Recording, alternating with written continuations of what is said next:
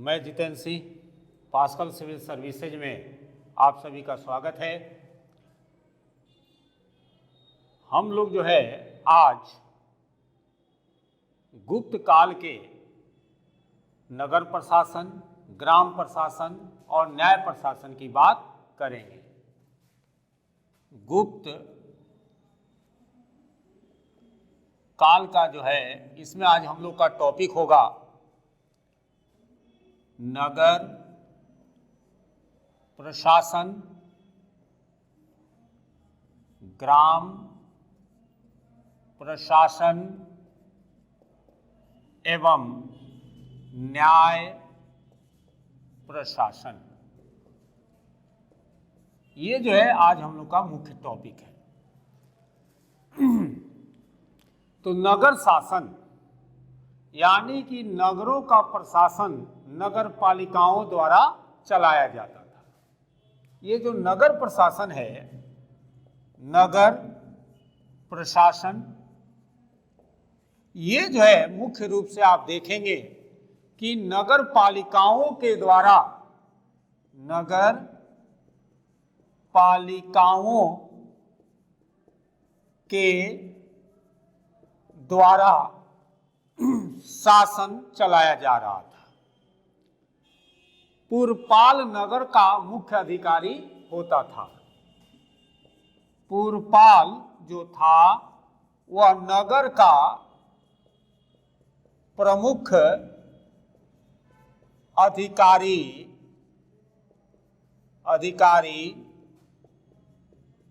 होता था। यानी कि नगर का प्रशासन नगर पालिका के द्वारा चलाई जाती थी।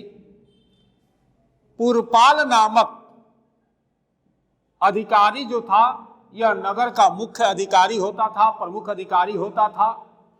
नगर के शासन के लिए नियुक्त समिति को संभवतः पौर कहा जाता था। नगर के शासन के लिए, नगर के शासन हेतु एक समिति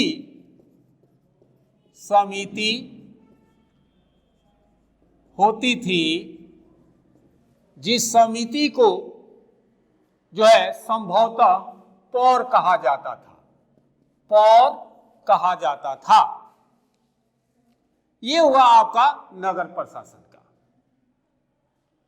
अब आते हैं ग्राम प्रशासन पर। ग्राम प्रशासन यानी कि शासन की सबसे अगर कोई छोटी इकाई थी तो उसे ग्राम शासन कहा, उसे ग्राम कहा जाता था। शासन की सबसे छोटी इकाई को गांव कहा जाता था। ग्राम सभा द्वारा इसका परिचालन किया जाता था।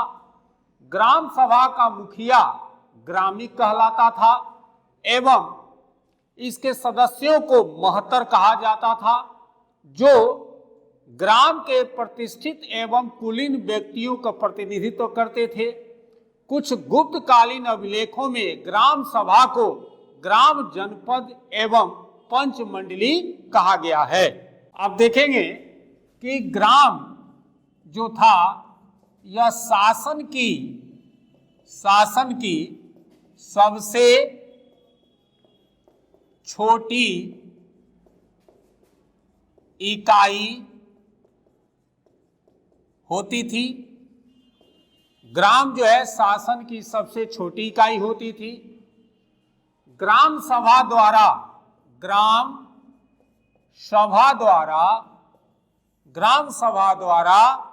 इसका प्रशासन संचालित होता था। ग्राम सभा के जो मुखिया थे इनको जो है ग्रामीण कहा जाता था। ग्राम सभा के मुखिया को ग्रामीण कहा जाता था एवं इसके जो सदस्य होते थे, ग्राम सभा के सदस्य जो होते थे, इन्हें महत्तर कहा जाता था, जो ग्राम के प्रतिष्ठित एवं कुलीन व्यक्तियों का प्रतिनिधित्व करते थे। कुछ गुप्तकालीन अभिलेखों में ग्राम सभा को ग्राम जनपद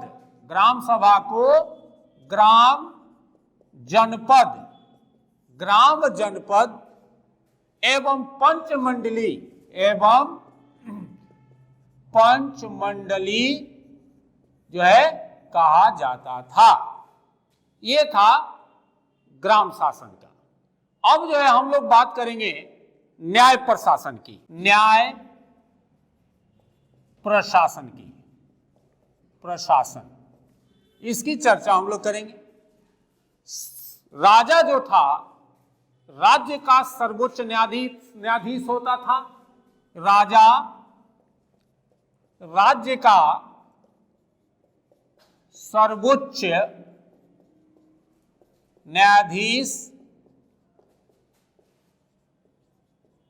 न्यायाधीश होता था।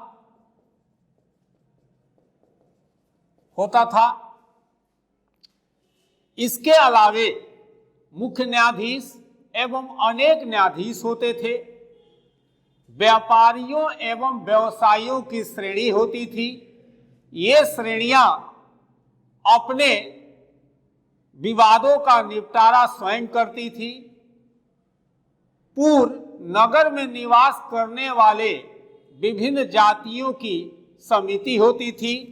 यानी कि देखिएगा पुंग, ये परीक्षा में भी पूछा है कि ये जो था नगर में निवास करने वाली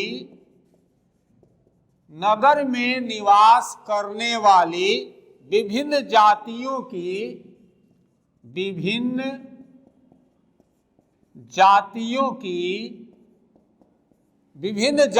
की समिति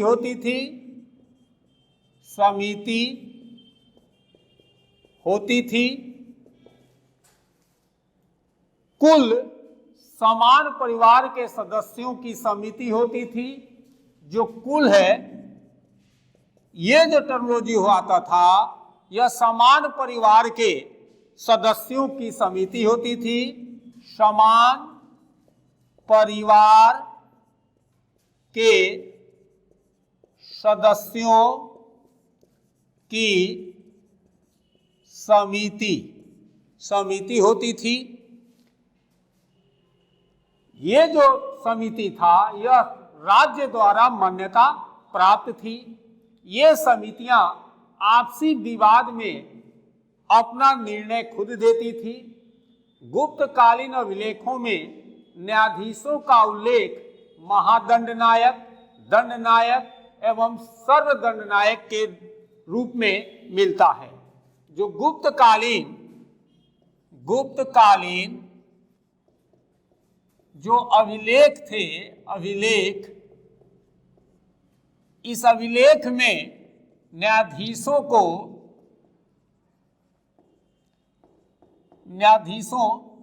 को जो है आप देखेंगे कि महादंडनायक,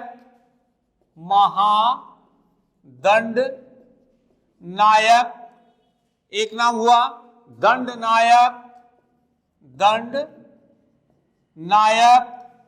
उसके बाद सर्वदंडनायक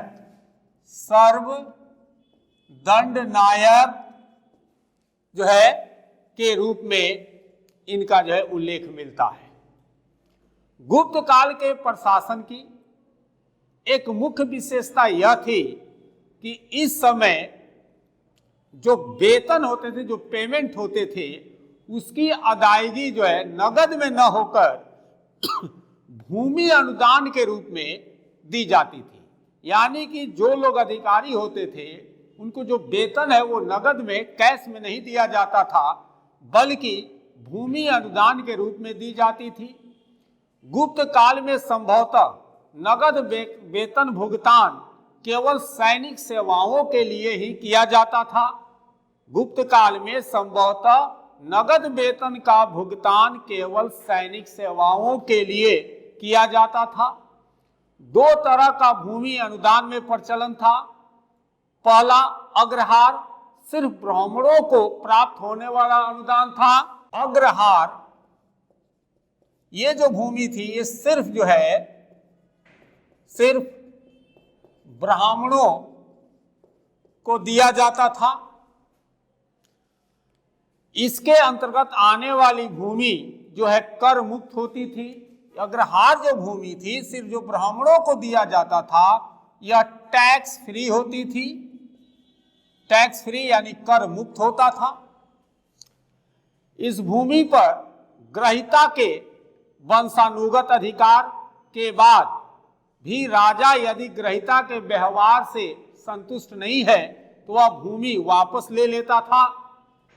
दूसरे प्रकार के जो भूमि अनुदान में दिया जाता था, जिसे राजा अपने अधिकारियों को उनकी सेवा के करने वाले उपहार के रूप में देता था। 5वीं सदी तक भूमि अनुदान की जो प्राप्ति में काफी परिवर्तन हुए, प्रवृत्ति में काफी परिवर्तन हुए और भूदान प्राप्तकर्ता को भूमि आप देखेंगे पर राजस्व प्राप्त करने के अधिकार के साथ साथ उस भूखंड पर प्रशासन करने का भी अधिकार मिल गया। कालांतर में इन दोनों अधिकारों से सुरक्षित वर्ग ही सामंत वर्ग कहलाया। आप लोग कई बार सामंत वर्ग का नाम देखे हैं, तो सामंत वर्ग यानी कि जो भूमि अनुदान में मिलती थी उसका राजस्व प्राप्त करने के अधिकार के साथ साथ उस भूखंड पर प्रशासन का अधिकार मिल जाता था, जिस वर्ग को कालांतर में वही वर्ग जो है सामंत कहलाया। अब जो है हम लोग प्रशासन के बाद अगला जो है बात करेंगे राजस्व के स्रोत।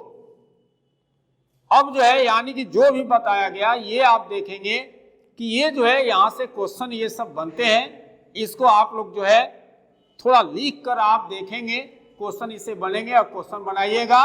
जय हिंद, जय भारत।